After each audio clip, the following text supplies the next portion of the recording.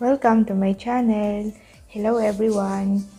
Kung bago ka pa lang sa channel ko, please consider to subscribe at i-hit mo na rin yung bell button below para naman ma-notified ka every time na meron ako mga bagong videos katulad nito.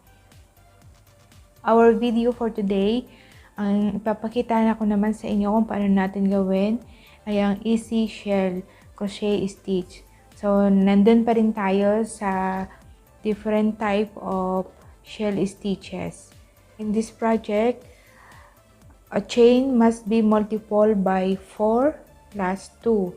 So, nag-prepare ako dito ng 22 chain. Okay? So, umpisahan na natin kung paano gawin ang easy shell. First, we have to do 4 double crochet on the 5th chain from hook.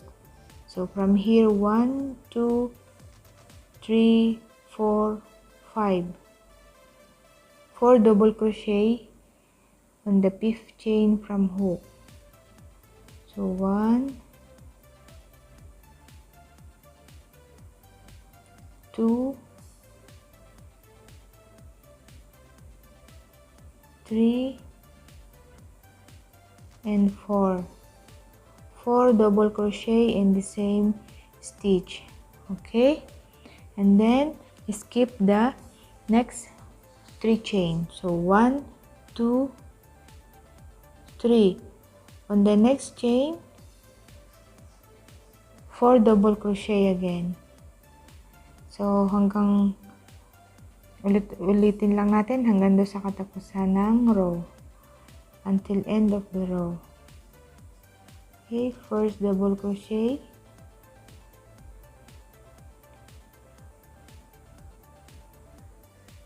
second double crochet,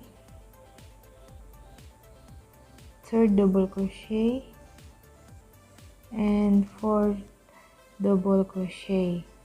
Okay, then again skip 3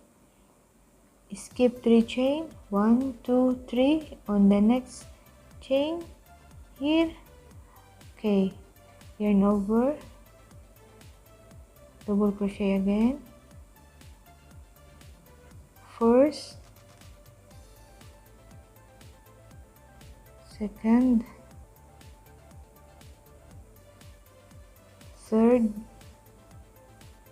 and fourth double crochet in the same stitch. Again skip 3 chain, 1 2 3 on the next, yarn over. Okay, first double crochet, second double crochet, third double crochet, and the fourth double crochet in the same stitch. Okay, so ganyan. Next, skip ulit tayo ng 3 chain, 1 2 3.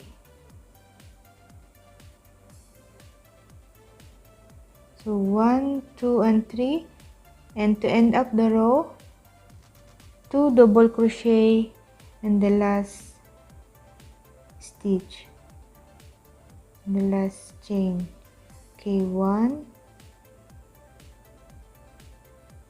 and 2. So this is how we end up our first row of easy shells. So we will proceed to second row, or the row 2. Chain 1, balik ta rin. And then, skip natin yung first double crochet. Ito yun. Skip natin yan, syempre. So, ang gagawin natin is single crochet sa lahat ng double crochet. Okay? Pisahan na natin. Okay. Until end of the row.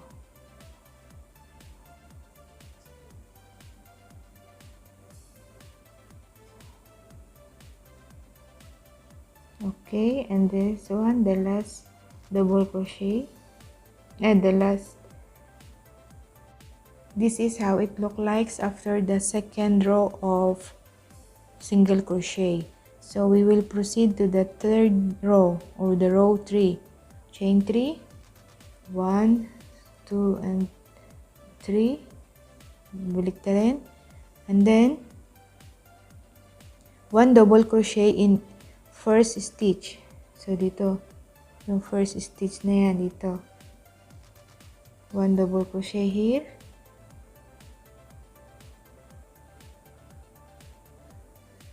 okay, 1 double crochet, and then skip 3 single crochet. So 1, 2 and 3. On the next single crochet, mag-start tayo ng shell, okay, or yung 4 double crochet. First, second, third, fourth. Okay? Ganyan. And then, skip ulit ng 3 single crochet. 1, 2, and 3. And then, double crochet on the next chain. Second, third, and fourth. So, ulitin lang yung process na yon until end of the row. Okay, skip again 3 the single crochet, 1, 2, and 3. So, on the next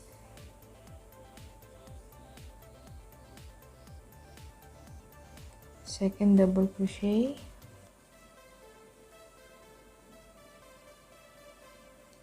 third double crochet, and the last fourth double crochet.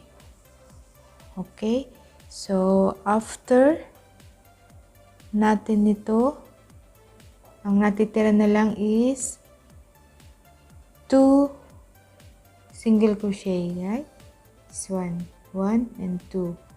So, skip yung 1. Ito natitira to, skip natin to. And then, dito tayo kukuha sa yung kanina dito, yung chain 3. Ganyan. Okay? So, yan, tapos na natin ang row 3. Yung row 4, uulitin lang natin yung row 2. Single crochet, ulitin lang natin yon. So, chain 1, baliktarin. Dito, skip natin to. So, start dito ang single crochet until end of this row. So, okay, tapos na natin yung row 4 or yung 4th row. Inulit lang natin yung second row. Parehas lang sila ng process, yung single crochet. And then, we will move on to row 5. Chain 3, 1, 2, and 3. Then, babalik na rin. Skip natin yung first 2 single crochet. Okay? First 2. So, 1, 2. So, dito, on the next single crochet, doon tayo mag-start ng ating shell. So, first double crochet, second double crochet, third, and the fourth double crochet.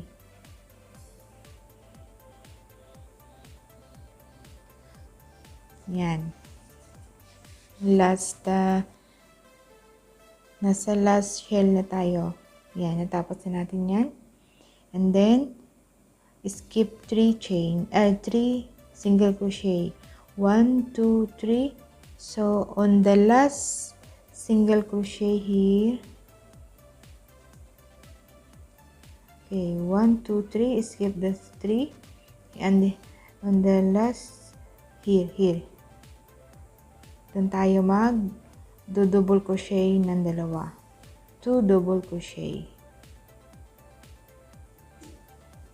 So this is how we end up our easy shell tutorial. Okay, row 5.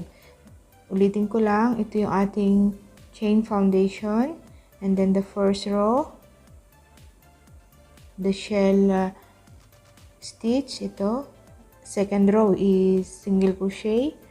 Third row is shell stitch again, and the fourth row is the same as the second row, which is single crochet, and the last row or the fifth row is shell stitch. Ito yung 4 double crochet in the same stitch. Actually, this is not the last row. Depende sa inyo kung ano yung length ng project. Ito na po yung ating easy shell. That's all for today's video. Maraming salamat po sa panonood at sana mag-subscribe na po kayo sa channel ko at i-hit nyo na rin yung bell button below para naman ma-notified kayo every time na mayroon ako mga bagong videos katulad nito. Muli po, maraming salamat and see you on my next video. Salamat po.